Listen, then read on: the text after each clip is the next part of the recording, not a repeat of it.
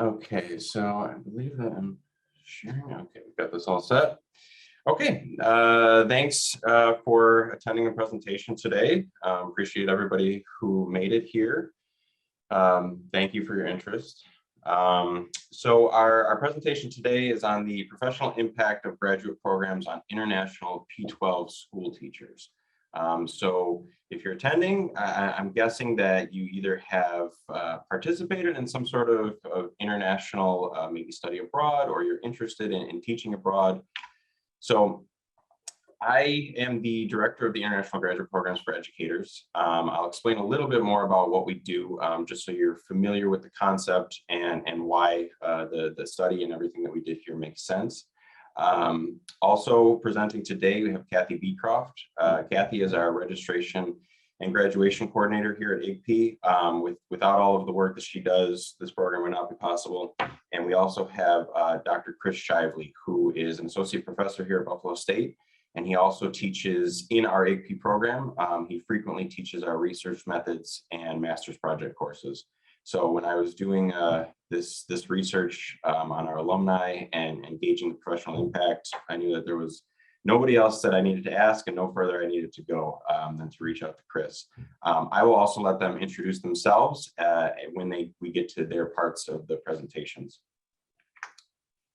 So big question, and just because this is kind of what I always do, I'm the person who tries to send people away and to go teach abroad and try out some new places. So if anybody is interested in teaching abroad, I would encourage you to get in touch with me afterwards. My contact information will be available.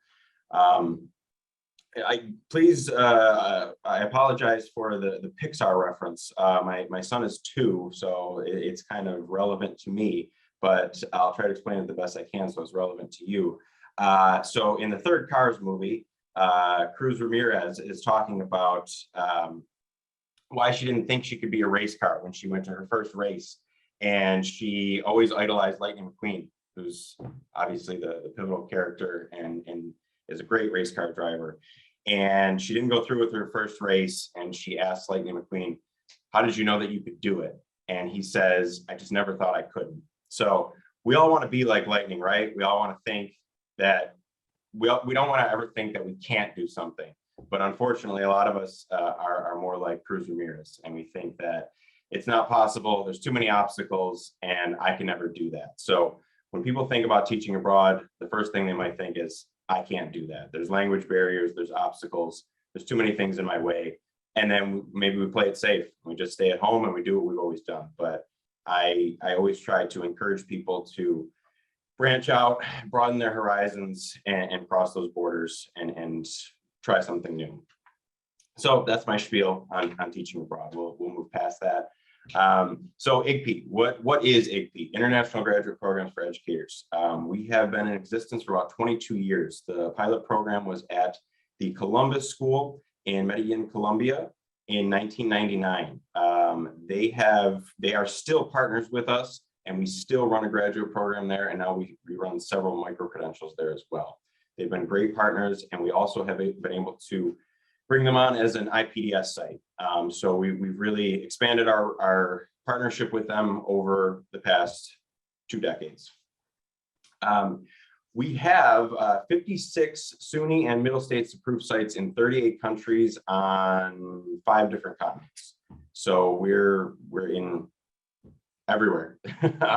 There's not a lot of places that we haven't reached and still continue to reach, and we're still growing. So we are always looking for new opportunities and to advance education in any way we can across the globe.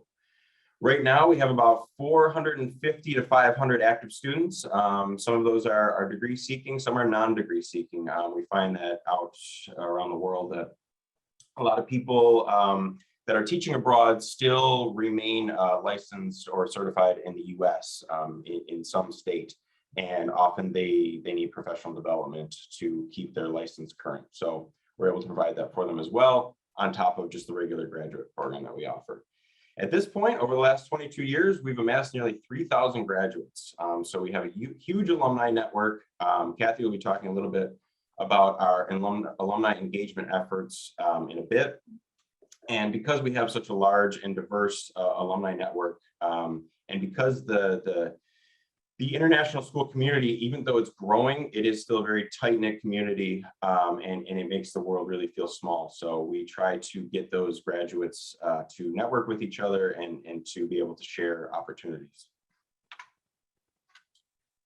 So what are, you may not know, what are international P-12 schools, or more specifically, what we usually work with American international schools. So these American international schools were originally created to service the educational needs of citizens working abroad. So what does that mean in practical terms? If there is a new US embassy opening up, in Luxembourg, people are going to have to go to work there, American citizens, and they generally would want their children to get a US curriculum because they probably will eventually move back to the US and they'll go to a US university. So these schools offer their curriculum usually entirely in English. Many of them have second language programs, but they're usually mostly in English. And their teaching staff is comprised of local and international hires. It's been a trend that maybe over the past 10 years or so, the teaching staff is comprised more of local hires than the international hires. And some of the key stats here, there's 12,373 international schools. And if you want to know more about what classifies a school as being an international school, I put the website there where this research comes from, iscresearch.com. They have a little bit more explanation of what makes an international school. So they have well over 500,000 staff members with almost 5.7 million students. So I often say, like, this is the biggest market that no one knows about. And before I started in this position, I definitely knew nothing about it. And it's just a booming industry worldwide. That more of these schools are opening up monthly. And the reason that our program is able to flourish and to assist these schools is because they are growing so rapidly that they need more staff members, they need more teachers. So they're hiring people with bachelor's degrees that haven't yet earned their master's, and we are able to provide them with the master's level work and professional development, so that the people that are working there can learn on the job with other members of their staff and faculty. So that's a little bit about what IGP does. So a little bit more, just kind of a quick overview about why we did this survey. This actually was, believe it or not, after 22 years, the very first time that we tried to formally gauge the impact that our program has had, our professional development, on the careers of our teachers that we've offered this program to worldwide. So it's part of a larger plan that we have to increase alumni engagement and to make our graduates feel more like Bengals. You've probably seen earlier this morning the posters, Bengal teaches here. We've been sending those out to our international graduates, and we're trying to make them feel more connected to their alma mater and to the Buffalo State Network. So with that, I will pass this off to Cathy, and she's going to talk a little bit more about those initiatives.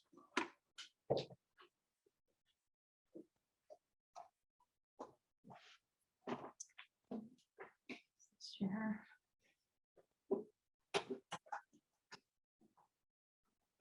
Never mind, I'll just sit up straighter. Thank you, Brandon. I appreciate it. Okay, speaking to increasing in alumni engagement. As Brandon said, he likes to speak about sending people away. On the back end of that, I enjoy bringing people back to Buffalo State College and getting our graduates involved in the alumni community. This is the first year we're doing this, so it's our little pilot program here. Our alumni are often the catalyst for us to introduce future students to the IGP program in Buffalo State College.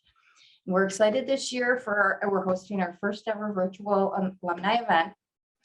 We'll be trying to bring our students to the 150th anniversary celebration. Brandon and I were practicing this morning the Sesquicentennial. yes, sesquicentennial. I think. He said, just say 150th anniversary. So that's what I'm saying. I will be holding the network event for current and alumni IGP students in the program. We sent the invitation out to over 1,000 of our students. And I think we've got at least maybe 100, 100 attendees. So that's good for the first time. So the event will feature 2 guest speakers with close ties to our program. Sue Keller-Mathers, who is one of our instructors and also was an interim director for us, 2 directors before Brandon. Okay. And also speaking will be Keith Ray. He's a graduate of our program and a site coordinator from Brasilia.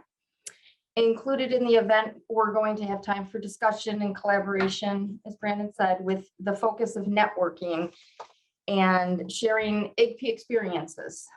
And hopefully other alumni and current students will be able to join in and learn more and hopefully speak to other people that aren't part of IGP, but maybe this will bring them into the fold. A recording of the event is going to be available for those who can't attend it. So that being said, our program we'll see how this goes, and of course we'll improve upon it, and this will be a yearly event in hopes of welcoming our students closer into the Buffalo State College alumni community. Oh wait, this is good. Yeah. Down? Right. Right. Right. Oh. Sorry, I didn't move into that. Okay, I'm sorry. The in-person engagement opportunities that we're working on. We are, our initiative to have the graduates come back to campus to participate in the commencement ceremony continues. 2019 was the first year that we reached out to students and invited them to come to Buffalo and attend the commencement ceremony in person. That year we sent out about 60 invitations, and we had 2 people come, one from a cohort in the Philippines and one from Colombia. And in 2019, we sent out over 100.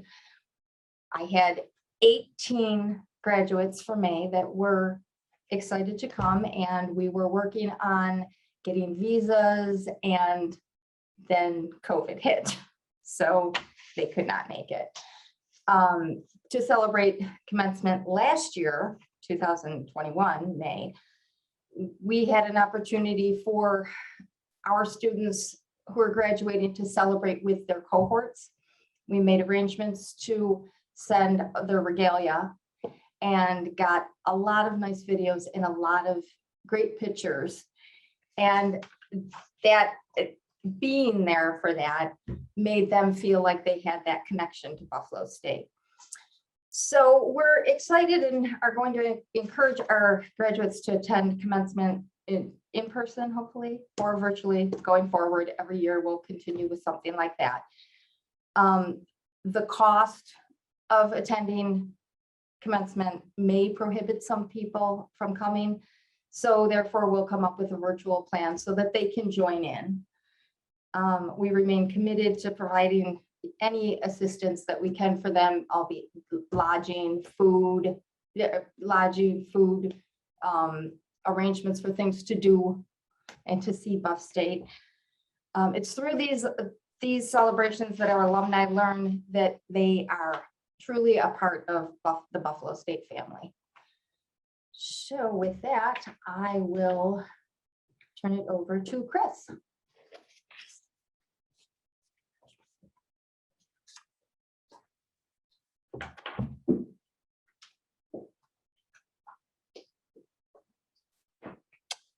Okay, musical chairs. So welcome to my portion of this presentation. I am really pleased because I got the extraordinary task of showing how important IGP is in the master's program to students all over the world. I'm an associate professor at Buffalo State, and I teach math and science methods to future elementary school teachers. And I also teach research methods, and which coincides with the master's project to international teachers. I've worked with teachers in, let's see, Zambia, which is what you're seeing on the screen here is I'll explain that slide in a second. Zambia, Brazil. I'm going to be working with teachers in Turkey this year. I've worked with teachers in Vietnam and in Japan and in China and in Switzerland and in Colombia and Canada and Saudi Arabia. So I've been doing this for a really long time, and I feel very, very lucky to be able to work with international teachers. So before I provide my slides of how effective the program is, I was one of those teachers back when I first started who chickened out. One of my colleagues and friends said to me, "Why don't you come with me?" And I was married, so it wasn't like a marriage relationship. She said, "Why don't you come to Singapore with me?" And I thought about it and thought about it. She went and had a great time, and I stayed here. So I kind of feel like my teaching abroad has happened because I've been able to teach in the graduate program. So if you do feel compelled, take the plunge. Why?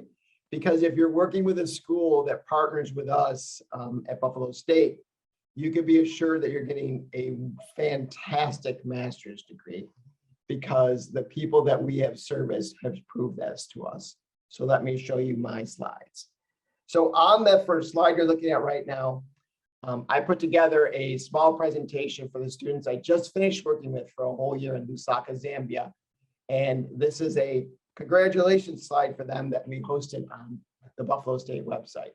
So were these people and all of the thousands that Brandon and Cathy talked about happy with the program? Let's find out. So Brandon sent out a survey to, I'm not sure exactly how many people. I know it was more than 70 because there were some people that didn't complete the survey. But the survey was to gauge alumni to find out if they were satisfied with the program. So as you can look from the slide, I broke it down into two categories, age range and role. So you can see that the majority of the students were 41 and over. So that would be people like me. And then we had in the middle students that were 31 and 40, and only 9 students who were 20 and 30. So what's interesting about this is that as I get to work with students, more older teachers decide to go teach internationally than students who are 21 or 22 and just finished the program. Now, the survey also broke out roles. So we had 13 administrators, 21 primary age teachers, 23 secondary age teachers, 13 specialists. So those would be physical education, music, technology, things like that, language teachers. And then we had others. And what was interesting about the others category is that when I went to Brasilia to teach a course, a creativity course, a couple of years ago, I was working with secretaries. I didn't know I had secretary or executive assistants, excuse me. And then I worked with a couple of custodians, and I was also working with teachers. So that's where that other category comes into play. So those were the participants that took the survey. The survey was delivered through Qualtrics, which is a survey form creation tool that Buffalo State has purchased, and we use it because it enables us to do lots of creative things with our surveys. And it was distributed via email to alumni across the world. And so you can see from this screen, it could be used on a phone, which adds a lot of value because a lot of surveys, if they're not designed for the phone, people don't take them. And you could also take it on the computer. So here are the results. Oops, not yet. I'm sorry, getting ahead of myself. So the question categories ask people who they were. So what was their age? What is their role? What did they do? And then there was a huge component about the qualities of the instructors. Now, what's wonderful about this category is this is a direct connection with Brandon because he recruits the instructors. So if the students weren't satisfied with the instructors, that says a lot about Brandon as a director. You're going to find out that people were very satisfied with the instructors. Along with the instructors is what kind of coursework do they provide. And then finally, and this part was really interesting, is how important was the program to what your career goals were. So those were the major categories. I'm not going to break down each question because there was over 40. So I'm just going to generalize. So on to the results. So when we look at this menagerie of colors, we say to yourself, oh my gosh, what is this looking at? Well, this is looking at all participants and how they felt about every single question. What you need to take away from this slide is the colors orange and blue meant that participants agreed or strongly agreed with a question, such as how did the instructors meet my needs? So you can see on this slide here that there is a lot of orange and blue. Red and yellow are strongly disagree and disagree, and there's some strongly disagree parts, and I'll show you where those lie. But for the majority of people, they agreed or strongly agreed with the questions that we asked. Here is that slide broken up by age group. So the biggest, up at the top, you have the majority of people 41 and over, and then in the middle, there's 31 to 40, and then you have the 20 to 30-year-old students at the bottom. And as you can see, again, orange and blue across the board. And then you see that little strip of red that's in the 41 and over, and I'll show you where that lies into play when we talk about role. But for the most part, even by age, you had people loving the program. So here is the data sorted by role. Up at the top, you have administrators, and then you see the other category, and then below that's primary school teachers, secondary school teachers, and specialist teachers.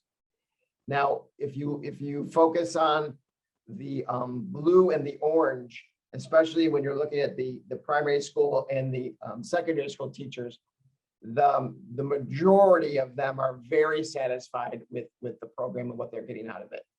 And as a person that teaches in the program, most of it, if I'm working with 30 participants in a school, usually it's about 27 of them that are teachers. So the program is really designed to meet the needs of teachers, but other schools put in administrators and whatnot so they can get their masters. So let me show you what this looks like on the next slide. This is the big pivot question. Are you satisfied with the program? All those questions combined into one. And as you can see here, when we sort by age, you see lots of yellow, or excuse me, orange and blue. And if you look at the demographic, which is the 20 to 30, they're all blue. So this next slide here is the mean. And you can see that the mean out of a scale of 1 to 4 with the 41 over is 3.52 and 31 to 40, the lower demographic 3.27. And with the 20 to 30 is a solid 4.0. Let me show you by role. Here is the data by role. Again, heavy blue and orange, more blue, which is fantastic because that's strongly agreed. And let me show you the means. So if you look at the means, the highest mean is 3.71, which is the primary school teachers. And then you have administrators at next, and then secondary teachers with 3.48, specialists and other. Now, let me go back a slide. When you're looking at data and you're trying to improve your program, which was the intention of this data, you're trying to find possibilities. So there is a lot of qualitative research that we didn't put into this presentation. We just showed the quantitative numbers. But one of the big things about the age group of 31 to 40, and this is based on my experiences teaching, I don't know if it was over 100, probably over 100 some teachers, is that is the age group where people are having children. And that is the age group where moms and dads, and now my kids are in college, so I completely understand what your life is like at age 31 to 50. You're taking your kids, you're trying to figure out where they're going. You got to feed them, you got to get them on the bus, you got to get them to sports and music and whatnot. So it's hypothesized that that age group is a little bit more flustered than the other two groups, where the 41 and over, their children are gone, and the 20 and 30, there are no kids. And so that is something that we would look at a little bit more closely to find out, is there a way that we can make our courses adjust to your schedule? And one of the things that's happened for the good with COVID is that a lot of professors in the program have been able to create their courses in a hybrid manner, which means that they, in a high asynchronous manner also, so that they can use the online tools, and then that teachers can use the, take the course on their own time. So that is the data that supports how wonderful IGP is. And I strongly encourage any of you to take that plunge, which I did not do when I was 22, because the teachers that I've met across the world are wonderful people, as they are in the United States. But there's something about teachers who grew up in Toronto, Canada, they're teaching in Saudi Arabia, that is very inspirational to me.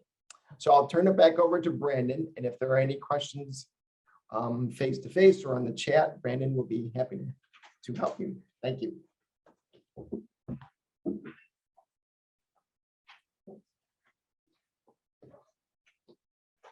All right. And thanks again to Chris and Kathy. Appreciate it. Like Chris said, I'll stop sharing the screen now. And we can open it up if there's any questions. We've got about 15 more minutes. So if anybody has anything they want to ask about any part of that, please feel free. You can either ask in the chat on Zoom, the chat on the app, or feel free to unmute if you need to for a second to ask anything.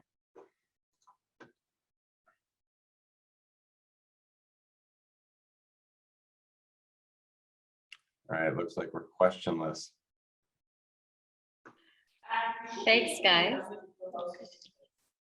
All right, so then, Tamara, should we wrap up if there's no questions? Is Yeah, that okay? I think we're good. Everybody can get ready for the next session, and thank you so much, Brandon, All right, and Kathy, thank you all and for Chris. coming.